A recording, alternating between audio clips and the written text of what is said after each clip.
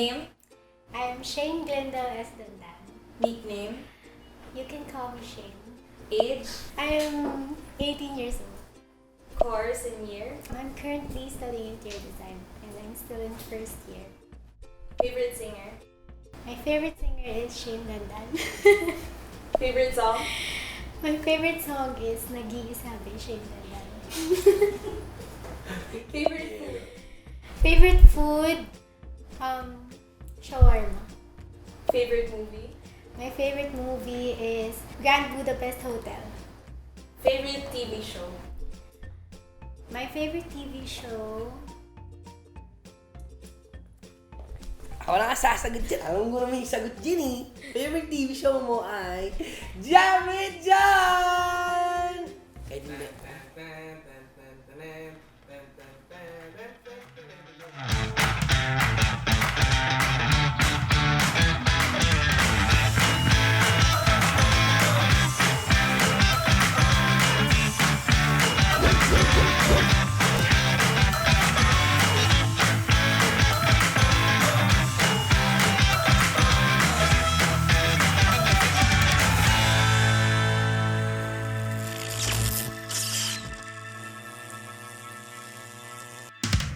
Yo, what's up everyone? Magandang araw po sa inyo lahat. Nagbabalik na naman po ang inyong host na si John Roa at ito po ang panibagong episode ng Jam with John! And today guys, may makakasama tayo na isa sa mga favorite artist ko na naririnig ngayon. And of course, kasama ko rin siya sa Viva.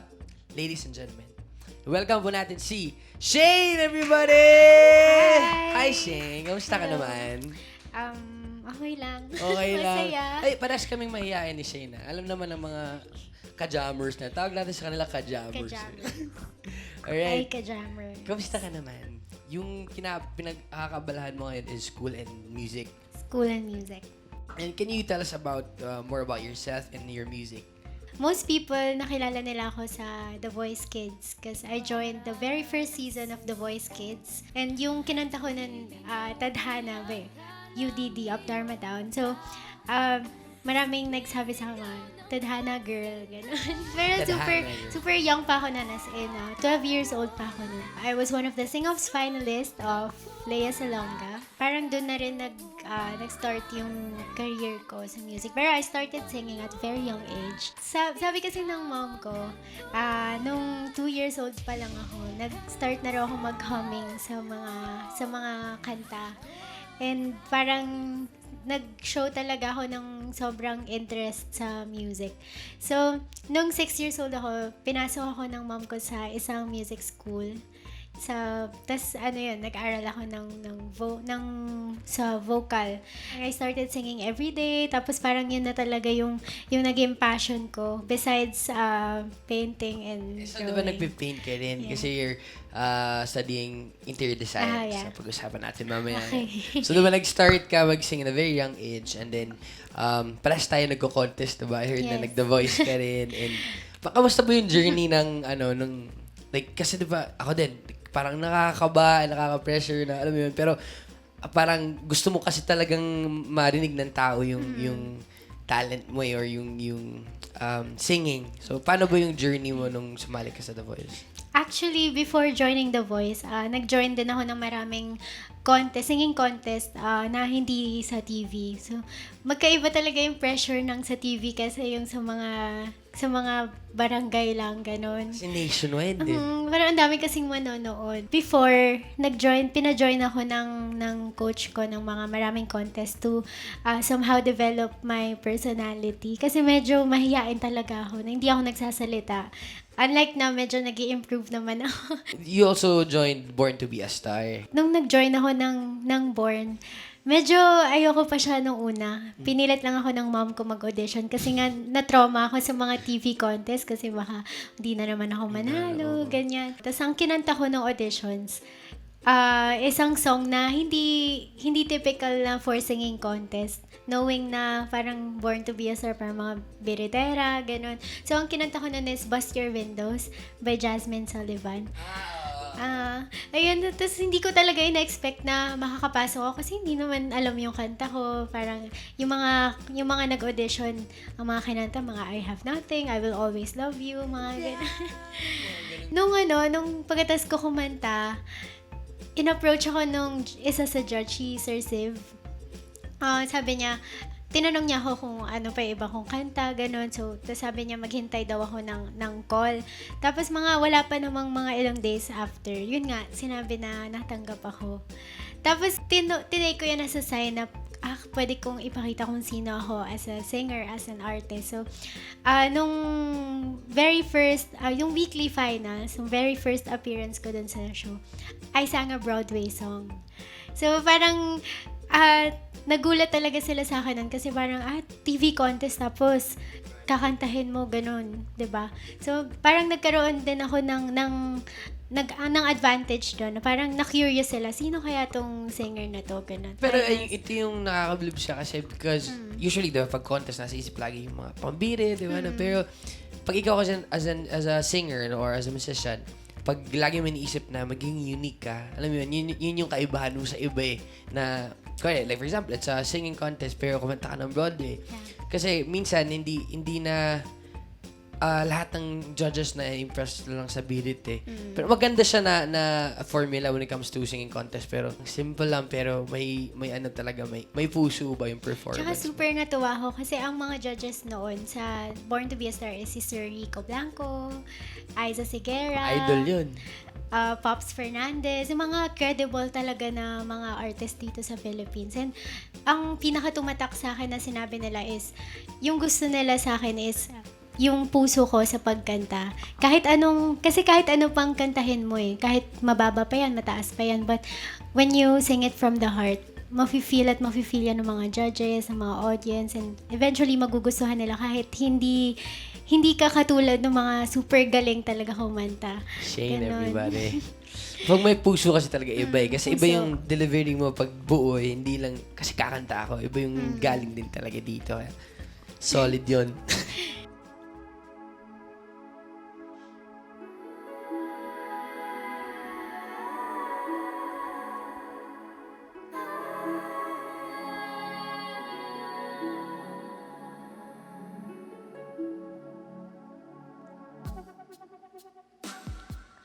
Habang ang gabing unti-unting lumalalim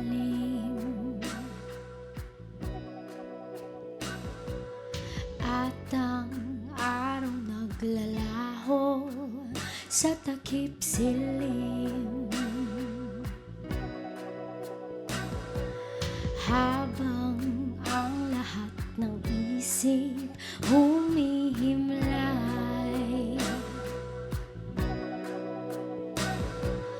aking isip ay iyong gagambalain.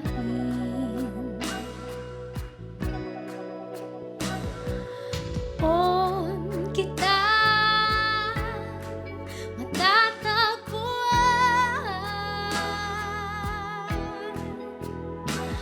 nagalaw biglang kalayan, ika'y nakakulong sa isipan, ako'y mag-isa.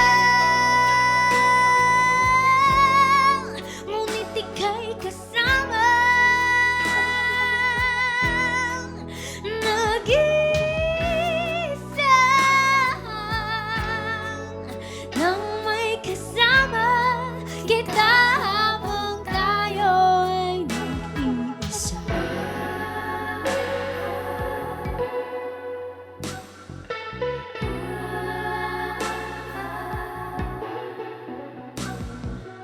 Dahan-dahan kong nadadama haplos ng bawat salita, tila ito'y isang aniyaya upang damhin ka at yakapin ka. Doon kita matatagpuan, naglaho biglang kalayaan,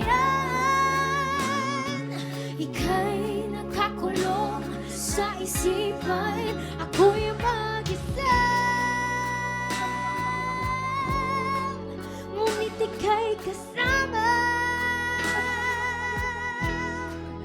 nag-iisa nang may kasama kita habang tayo'y mag-isa. Habang ang gabi unti-unting lumalalim, habang ang gabi unti-unting lumalalim, habang ang gabi unti-unting lumalalim, habang ang gabi unti-unting lumalalim. Doon kita matatagpuan,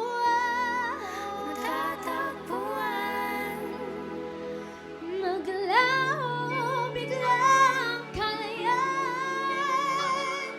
Ika'y nakakulong sa isipan, ako'y mag-isa. Ngunit ika'y kasama mag-isa nang may kasama kita habang tayo ay mag-isa. Nang may kasama mag-isa, nang may kasama kita habang tayo ay mag-isa. Everyone naman, pag nag-start tayo sa music, meron tayong mga influences, diba?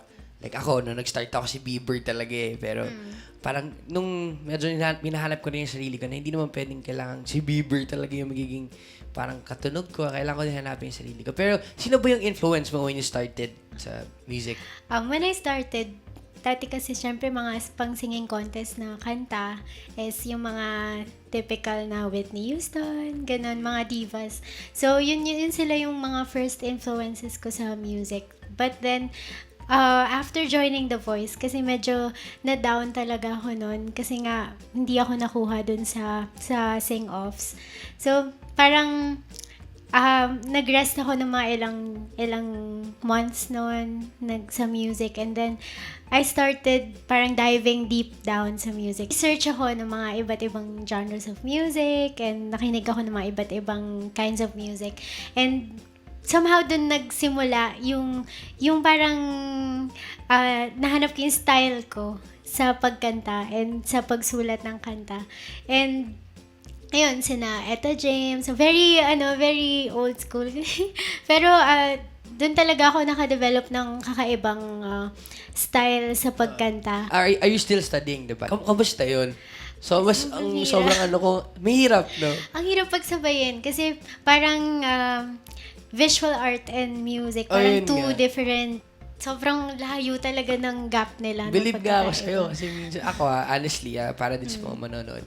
Hindi kasi yung type of person na parang hindi ako magaling sa multitasking. Parang gano'n. So, pag nag-stuck ako sa isang bagay, pag music, pag academics, kaya parang minsan, nahihirapan talaga ako mag-balance na umabot sa point na parang nasistress na ako na sobra. Kaya sobrang believe ko kasi nakakaya may i-balance yun. Tapos yun nga, visual pa, tapos music. Tapos bakit visual? Bakit interior design? Ba't hindi music? Okay.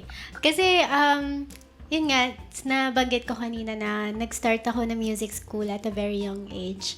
Tapos, nung after joining Born to be a Star, pumasok ako sa senior high and I took up music arts and design. And nung kinukuha ko yun, yung focus ko nasa music part pa. But then, when I was, parang nag-aaral na, doon ako nagkaroon ng sobrang laking interest sa visual art dahil din sa mga classmates ko. If you know Wes Anderson, medyo nakita ko rin yung sarili ko designing hotels, pero ngayon, mas focus ako in designing sets for music videos. So, doon ako nag-start nung I helped Four of Spades sa mga music videos nila. Doon din ako kasi hindi pa naman ako college noon. So, yun din nag-push sa akin na parang, ay, gusto ko rin itong Yung ginagawa sa first music ko. video nila, Hey Barbara, tsaka yung iba. Sa'yo yun. Hey Barbara, I was the wardrobe stylist noon. Solid, Tapos solid. tumulong din ako sa production design.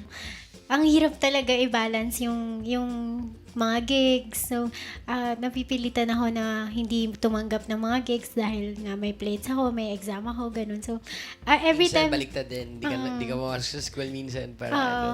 Nag-excuse ako sa kung meron talagang, kunyari na oohan ko na nag-gig from 1 month ago, ganun. So, nag-excuse talaga ako sa mga prof ko. Pero kapag sa pag-create naman ng mga song, kapag nagkakaroon ako ng mga free time, pinipilit ko talaga yung sarili ko na magsulat ng kahit verse lang or kahit poem lang, ganun. Tapos parang eventually, makikita ko siya, ay, pwede siyang kanta, parang ganun. So, kapag may mga free time lang talaga na hindi ako gumagawa ng mga plates, yun, sinisingit-singit ko siya. So, ito na, kasi nasabi mo na rin yung minsan susulat ka ng poems sa school pa pag may free time ka. Ano ba yung songwriting process mo? Pag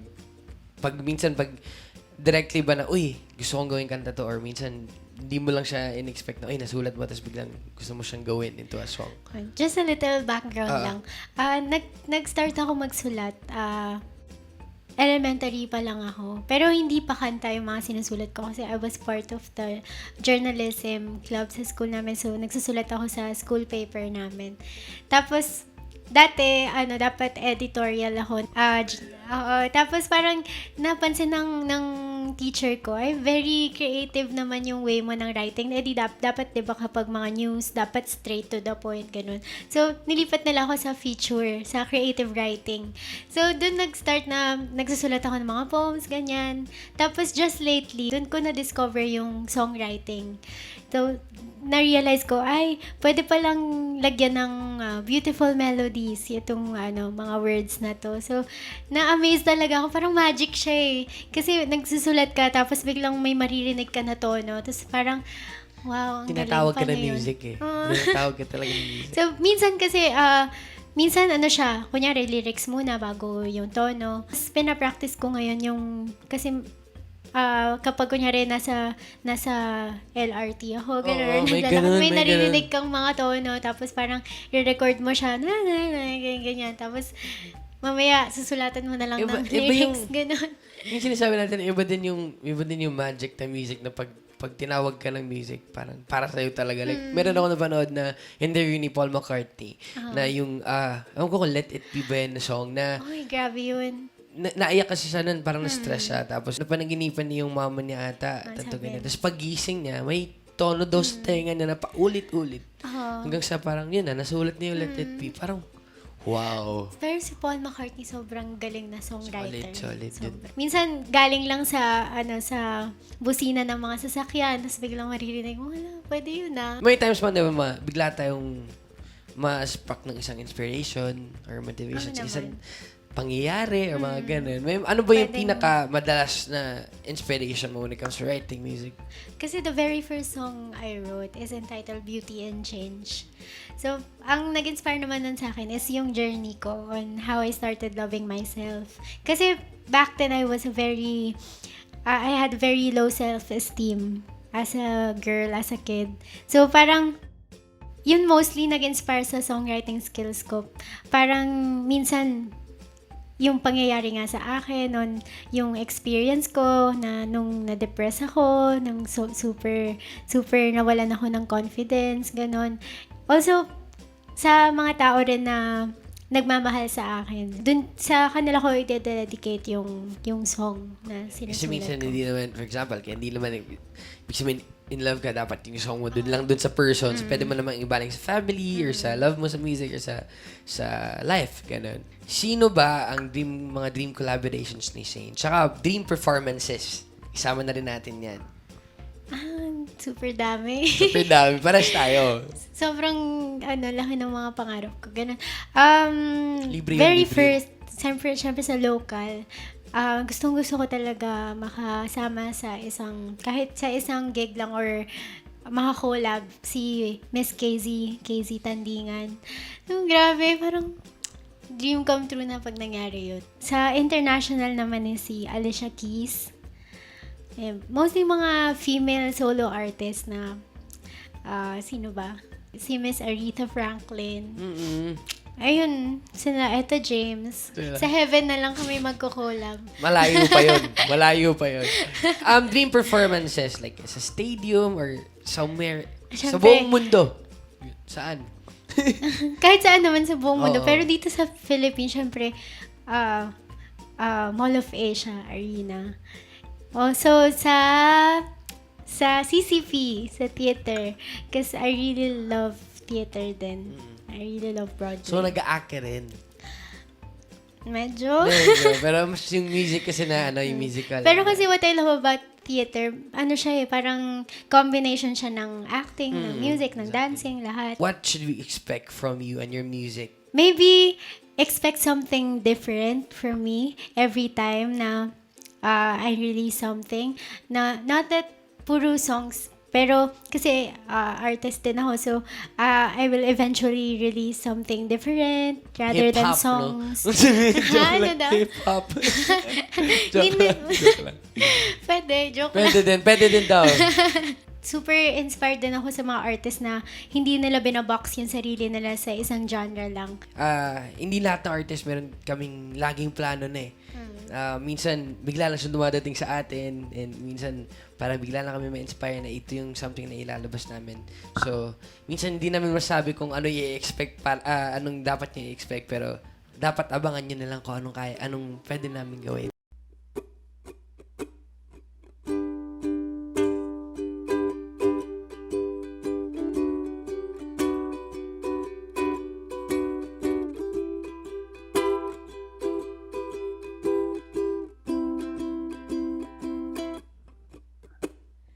Nagsimula sa saran hanggang na uwi sa seryosohan. Ang pinag-uusapan at pinanamalayan na dahan-dahan na binubuksan ang pintuan. Ng ating mga damdamin na tila may kakaibang nangyayari, di maipahiwati yung ibig na sabihin. Gusto ko pang aminin, pero hindi mo na kailangan pa. Kasi alam mo ba na alam ko na may tinatago ka, pero natatakot pa.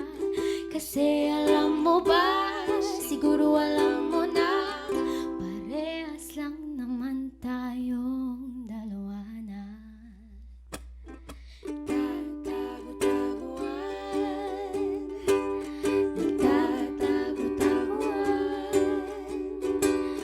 Maliwanag ang buwan, ipaliwanag mo naman, hanggang kailan tayo magbibilang.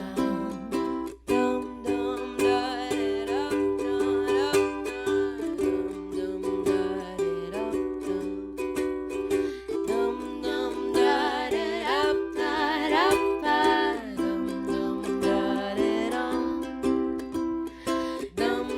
da da dum dum da da Kasi alam mo ba na alam ko nang may tinatago ka, pero natatakot pa. Kasi alam mo ba, siguro alam mo na, parehas lang naman tayong dalawa na. nagtatago-tagoan. Maliwanag ang buwan, ipaliwanag mo naman, Hanggang kailan tayo magbibilang? Tago-taguan, Tago-taguan, tago-taguan, tago-taguan. maliwanag ang Ang buwan, buwan, ipaliwanag mo naman, hanggang kailan tayo magbibilang.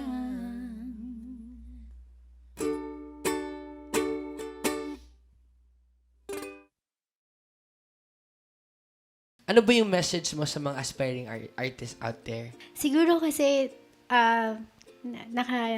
nakaka-relate din ako sa kanila, sa mga aspiring artists in a way na sa una kasi hindi mo pa talaga makikita yung sarili mo na nagta-thrive dun sa passion mo. So, unang-unang dapat mong gawin is believe in yourself. Kasi bago ka paniwalaan ng mga ibang tao, dapat sarili mo muna yung naniniwala sa'yo na kaya mo yon. And also choose to see the beauty in everything. Kasi kung lagi mo nakikita yung mga negative sides, parang wala ring magandang magka-come out dun sa craft na ginagawa mo. And ayun, inspire yourself from your families, your loved ones, your friends, lahat yung environment around you, the nature. So, parang ang dami kasing bagay dito sa mundo na pwede kang ma-inspire from and gawin mo yun sa craft mo, sa art mo. So, ayun, believe in yourself, be inspired by everything. Ayun, appreciate yourself, appreciate the art that you make. Kasi super importante yun na confident ka sa sarili mong gawa. Yun. Again, maraming salamat dahil pinanlakan mo kami dito sa Jam with Jam. Palakpakan naman natin si Shane, everybody! Thank you. Once again, guys, this is Shane. I'm John Roa. And maraming salamat at sinamahan nyo na naman kami. Sana may natutunan kayo. And yun nga, appreciate life. Just be you. And ano ba masasabi mo sa kanila? Believe in yourself. Believe in yourself. Guys, maraming salamat. This is Jam with John! Yo, what's up, everyone? Diba?